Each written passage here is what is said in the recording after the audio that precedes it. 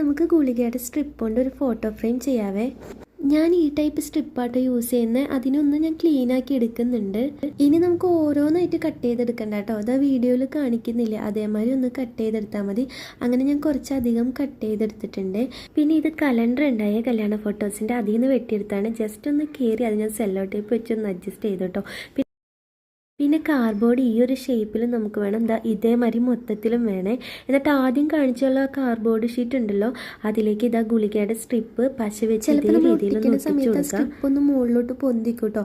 അതങ്ങനെ ഒട്ടിച്ചതിന് ശേഷം നമ്മൾ എന്തെങ്കിലും ഒരു ഭാരമുള്ള ഐറ്റം അതിൻ്റെ മുകളിൽ നമ്മൾ ഒന്ന് കയറ്റി വെച്ചാൽ മതി. ഫ്ലാക്ക് അടിക്കാം, അത് ഉണങ്ങി കഴിയുമ്പോൾ ഗോൾഡൻ അടിച്ചു കൊടുക്കാം കേട്ടോ. അതാ ഞാൻ ഉണക്കാൻ വെച്ചിട്ടുണ്ട്.